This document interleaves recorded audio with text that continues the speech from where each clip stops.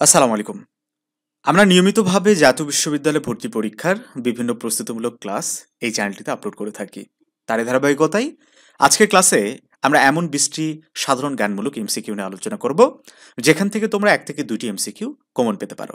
শিক্ষার্থী বন্ধুরা, প্রথম এমসিকিউ হচ্ছে, এখন পর্যন্ত ফারাক্কার উপর কয়টি চুক্তি স্বাক্ষরিত হয়েছে? সঠিক উত্তর 3টি। কোন সংস্থা সুন্দরবনকে বিশ্ব ঐতিহ্যের অংশ হিসাবে ঘোষণা দিয়েছে? সঠিক উত্তর ইউনেস্কো। বাংলাদেশের সীমান্তবর্তী ভারতের রাজ্য কয়টি? সঠিক উত্তর 5টি। টেকনাফ ও তেঁতুলিয়া কোন দুটি জেলায় অবস্থিত? সঠিক উত্তর কক্সবাজার ও পঞ্চগড়। বাংলাদেশের স্থলসীমা কত? সঠিক উত্তর 4427 কিলোমিটার। বর্তমান কুমিল্লা একসময়ের কোন জেলার অংশ ছিল? সঠিক উত্তর ত্রিপুরা। কোথায় বাংলাদেশে ভারত ও মায়ানমারের সীমান্ত পরস্পরকে স্পর্শ করেছে? সঠিক উত্তর রাঙামাটি।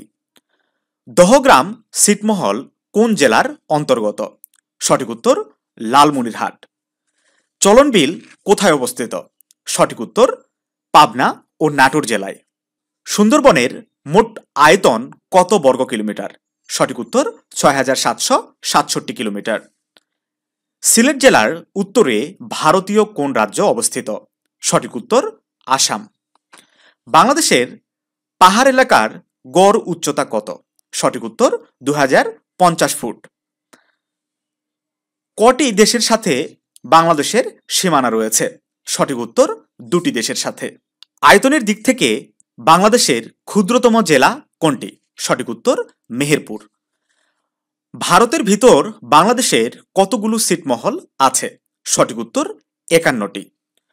প্রস্তাবিত পদ্মা সেতুর সম্ভাব্যতা যাচাই করেছে কোন কোম্পানি? JICA company. বাংলাদেশ উপজাতীয় সাংস্কৃতিক কেন্দ্র অবস্থিত কোথায়? সঠিক উত্তর বৃহত্তর ময়মনসিংহে। বাংলাদেশের সবচেয়ে কম লোক বসবাস করে কোথায়? সঠিক উত্তর বান্দরবনে। বাংলাদেশের বর্তমান জনসংখ্যা বৃদ্ধির হার কত? বাংলাদেশের বর্তমান জনসংখ্যা বৃদ্ধির হার, সেটা সর্বশেষ আদমশুমারি হয়েছে সেটা অনুযায়ী 1.22%। আজকের ক্লাসের সর্বশেষ এমসিকিউ, বাংলাদেশের কোন দ্বীপে পাহাড় আছে? সঠিক উত্তর মহেশখালী।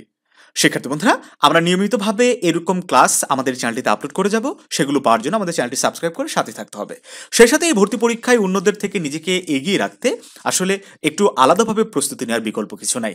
এজন্য যুক্ত হতে পারো আমাদের এই ভর্তি পরীক্ষার এক্সাম ব্যাচে। এখানে প্রত্যেকটি টপিকের উপর আমরা গোছানো লেকচার শিট দেবো, রুটিন মাফিক প্রতিদিন পরীক্ষার ব্যবস্থা থাকবে, অভিজ্ঞ শিক্ষকদের সার্বক্ষণিক গাইডলাইন থাকবে এবং আমাদের মোবাইল অ্যাপ্লিকেশনের মাধ্যমে কিন্তু তুমি প্রতিদিন আনলিমিটেড পরীক্ষায় অংশগ্রহণ করতে পারবে এবং কত নাম্বারে তুমি আছো সেটা কিন্তু তুমি মেরিট লিস্টের মাধ্যমেও জানতে পারবে। তো যাই হোক শিক্ষার্থী বন্ধুরা, এটার ফি আমরা মাত্র 950 টাকা রেখেছি। যারা ভর্তি হতে চাও আমাদের সাথে ভর্তি হয়ে যেতে পারো। ভালো থেকো সবাই, দেখা হবে নতুন কোনো ভিডিওতে।